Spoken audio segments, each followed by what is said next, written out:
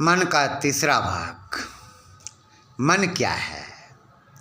अत्यंत चंचल है। भगवान रामचंद्र ने अपने मन को अपने नियंत्रण में कर रखा था। वो सुबह शाम परमात्मा की भक्ति करते थे, ईश्वर की संध्या करते थे, ईश्वर की उपासना करते थे और विशेषकर अपने चरित्र पर ध्यान देते थे। आप अच्छी प्रकार से जानते हैं, जब भगवान रामचंद्र वन में चले गए, सीता ने कहा कि मैं भी आपके साथ चलूंगी। राम ने मना किया, भगवान श्री राम ने मना किया, कहा सीता वहाँ तुम मेरे साथ चलोगी, पैरों में छाले पड़ जाएंगे, कांटों पे चलना पड़ेगा, तुम कोमल बदन वाली इन सभी कष्टों को बर्दाश्त नहीं कर पाओगी। मैं पुरुष हूँ, मैं कर लूँगा। लक्ष्मण कहते हैं, भैया यदि सीता माँ जा रही है तो मैं भी जाऊँगा। कितना आदर्श था दोनों भाइयों में। तुलसीदास ने लिखा है, प्रातः काल उठ के रघुनाथा, मात पिता गुरु ना वही माथा। अर्थात प्रातः काल उठते ही भगवान राम सर्वप्रथम अपने माता पिता गुरु को प्रणाम करते थे, नमन करते थे। ये उनका आदर्श था।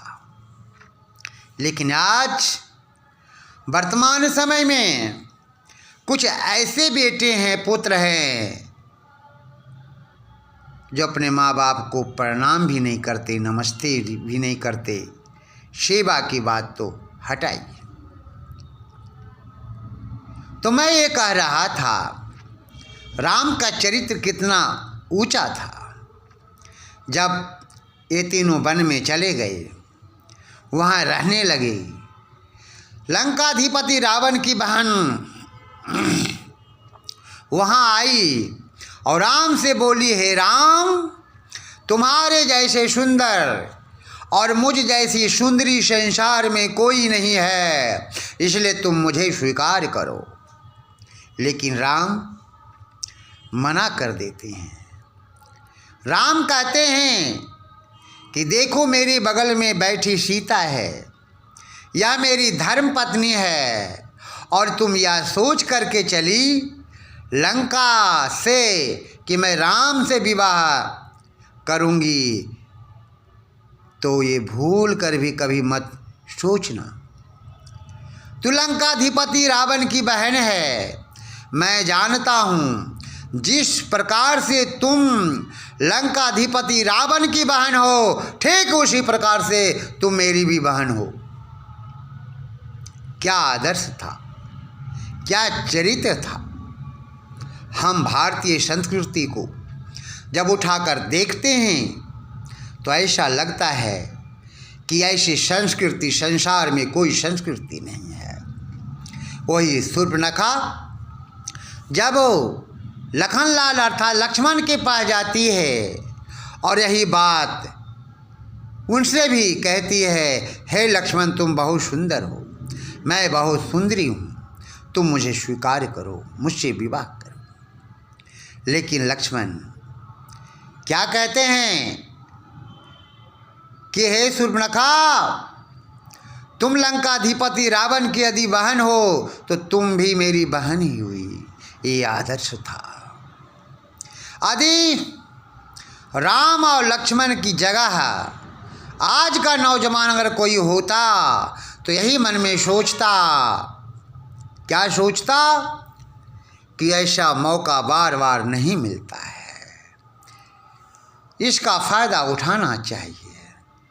लेकिन देखिए, हमारी वैदिक भारतीय संस्कृति कितनी पवित्र संस्कृति है।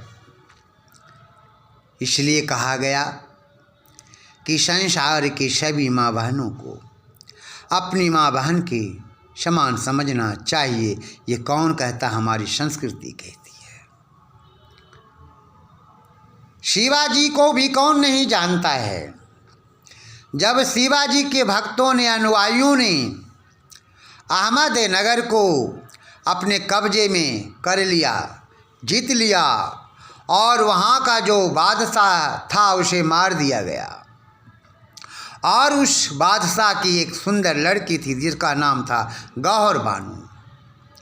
जब गौहर बानो को लेकर के शिवाजी के अनुयायी आए और वहाँ उपस्थित करने से पहले बोले कि महाराज, आपके लिए हम एक ऐसी तोहफा लाए हैं जिसे देखकर अब खुश हो जाएंगे। शिवाजी ने विचार किया, सोचने लगे कि कौन सी ऐसी तोहफा है। वह लेकर के उपस्थित होते हैं उनके अनुयायी, तो देखते हैं एक लड़की खड़ी है।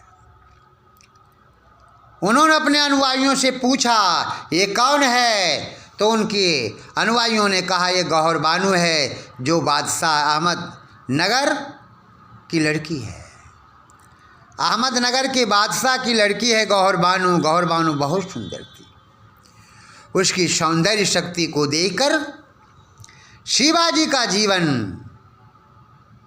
कितना पवित्र था, इसके बारे में विचार करिए। उन्होंने गौहर बानो से कहा, गौहर बानो, तुम बहुत सुंदर हो। काश यदि तुम मेरी माँ होती तो मैं कितना सुंदर होता। ये हमारी भारतीय संस्कृति की पहचान है। ये हमारे देश के राजाओं की पहचान है। हमें ऐसा बनना चाहिए, और जिस दिन हम ऐसा बन जाएंगे तो निश्चित है भारत पुनः जो है सोने की चिड़िया कहलाने योग्य हो जाएगा। भारत पर स्वर्ग उतर आएगा, क्योंकि भारतीय संस्कृति बहुत पवित्र संस्कृति है। लेकिन आज हम भूल में पड़े हैं। शास्त्रों का भी कथन है। क्या कथन है? मातृवत परदारेषु, मातृवत परदारेषु पर दर्वर येषु लोष्टवत। कहा गया, मातृवत परदारेषु, दूसरों की पर्दाओं को, दूसरे की पत्नियों को मातृवत, अपनी माँ के समान समझना चाहिए। परदर्व येषु लोष्टवत, और दूसरों की संपत्ति को ढेले के समान समझना चाहिए। वह हमारी भारतीय संस्कृति की महानता सुनिए, कितना ऊंचा है। और कहा गया कि मातृवत परदारेषु परदर्वेषु लोष्टवत यह पश्यति सा पंडिता। जो देखता है इस भावना से वही पंडित है, वही विद्वान है। क्या गजब की हमारी भारतीय संस्कृति की पहचान है। हमें आचरण पर ध्यान देना चाहिए। यही जो मैंने कहा, मन की तरंगे मार लो बस हो गया। हवन आचरण अपना सुधार लो बस हो गया भजन। आचरण पर हमें विशेष ध्यान देना चाहिए।